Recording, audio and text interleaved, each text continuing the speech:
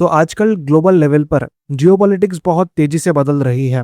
एक तरफ Russia Ukraine का लंबा खिंचता हुआ युद्ध है और दूसरी तरफ मिडिल ईस्ट में अमेरिका और ईरान के बीच चल रही टेंशन्स। इन ग्लोबल कॉन्फ्लिक्ट्स ने एक बात तो क्लियर कर दिया है कि फ्यूचर में वही देश सेफ रहेगा जिसकी मिलिट्री डिटरेंस और वेपन सिस्टम टॉप टायर के होंगे। इस बदलते माहौल में इंडिया भी चुपचाप नहीं बैठा है। आज हम एक ऐसी मैसिव डेवलपमेंट की बात करेंगे जो स्ट्रेटेजिकली भारत के लिए फायदेमंद साबित होगा। हम बात कर रहे हैं डीआरडीओ के मास्टर प्लान की, BrahMos extended range cruise missile को इंडियन नेवी की फ्यूचर न्यूक्लियर सबमरीन्स में इंटीग्रेट करने का। आइए समझते हैं कि ये आम मिसाइल से अलग कैसे है और डेवलपमेंट क्या है। सब कुछ आज की इस वाले वीडियो में आपको जानने को मिलेगा। लेकिन वीडियो में आगे बढ़ने से पहले मैं आप सभी से एक छोटी सी रिक्वेस्ट करूंगा, आप लोग चैनल को सब्सक्राइब कीजिए, वीडियो को लाइक कीजिए और वीडियो को शेयर कीजिए। ब्रह्मोस ऑलरेडी दुनिया की सबसे तेज और घातक ऑपरेशनल सुपरसोनिक क्रूज मिसाइल्स में से एक है। इसकी स्पीड है मैक 3 यानी 3600 किलोमीटर पर हावर से भी ज्यादा।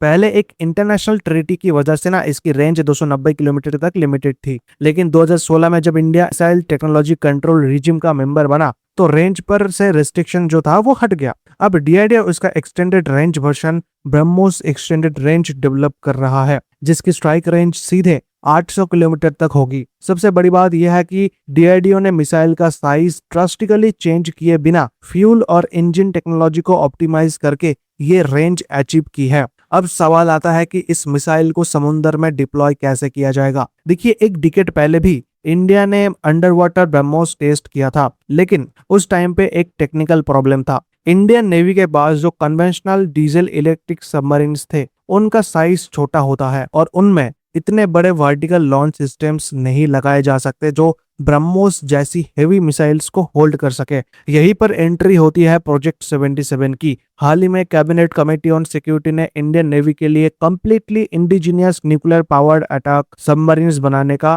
क्लियरेंस दिया है। इनिशियल एस्टिमेट्स थे कि इनका जो वेट होगा ये 6000 टन का होगा, लेकिन जो लेटेस्ट असेसमेंट्स बताते हैं कि ये 10,000 टन तक की मैसिव सबमरीन्स हो सकती है। ये submarines advanced vertical launch system से इक्विप्ड होंगी, ठीक वैसे ही जैसे हमारी अरिहंत क्लास सबमरीन्स में होते हैं, लेकिन इनमें न्यूक्लियर वेपन्स की जगह ब्रह्मोस एक्सटेंडेड रेंज जैसी कन्वेंशनल क्रूज मिसाइल्स डिप्लॉय की जाएंगी। देखिए, जियोपॉलिटिक्स में जियोग्राफी सबसे इंपॉर्टेंट होती है। पाकिस्तान का कराची पोर्ट इंडिया के बॉर्डर से करीब 400 से 500 किलोमीटर की दूरी पर है। कराची सिर्फ एक पोर्ट नहीं है, ये पाकिस्तान की इकोनॉमी के लिए सांस की नाली है। इसके अलावा ग्वादर पोर्ट भी एक हाईली स्ट्रेटेजिक लोकेशन है। पास्ट मिलिट्री प्लान्स जैसे ऑपरेशन सिंधु के टाइम पर नूर खान एयरबेस जैसे हाई वैल्यू टारगेट्स पर फोकस था, लेकिन आज सिनेरियो बहुत ही आगे बढ़ चुका है। एक न्यूक्लियर सबमरीन्स महीनों तक समुद्र के नीचे बिना डिटेक्ट हुए रह सकती है। अगर कल को पाकिस्तान कोई मिस एडवेंचर करता है तो इंडियन नेवी की सबमरीन अरेबियन सी में डीप अंडर वाटर से 800 किलोमीटर दूर तक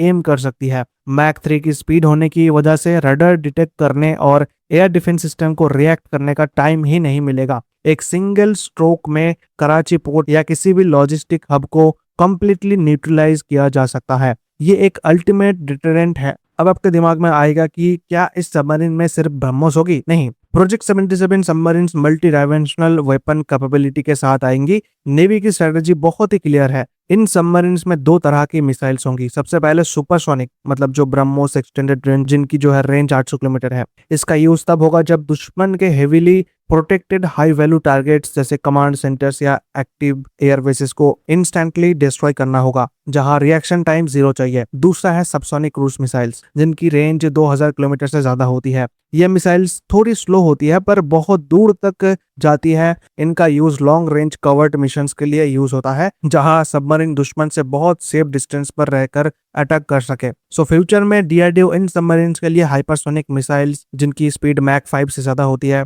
इन पर भी काम कर रहा है, जो मैरीटाइम वॉरफेयर को एक अलग ही लेवल पर ले जाएगा। सो ओवरऑल इंडिया अब सिर्फ बॉर्डर को डिफेंड करने वाले माइंडसेट से बाहर निकल चुका है। 800 किलोमीटर रेंज वाली ब्रह्मोस को प्रोजेक्ट 77 जैसी अनडिटेक्टेड न्यूक्लियर सबमरीन्स में फिट करना इंडियन ओशन रीजन में पावर बैलेंस को कंप्लीटली इंडिया के फेवर में टिल्ट कर देगा। ये कॉम्बिनेशन प्रैक्टिकली इंडिया को समुद्र का राजा बना सकता है। आप इस इंडिजीनियस डिफेंस डेवलपमेंट को कैसे देखते हैं, नीचे कमेंट्स में जरूर अपना विचार लिखिएगा, शेयर कीजिएगा। आशा करता हूँ कि इस वीडियो से आपको क्लियर और फैक्चुअल जानकारी मिली होगी। सो वीडियो को लाइक कीजिए, वीडियो को शेयर कीजिए और चैनल को सब्सक्राइब कीजिए। And thank you so much for watching this video.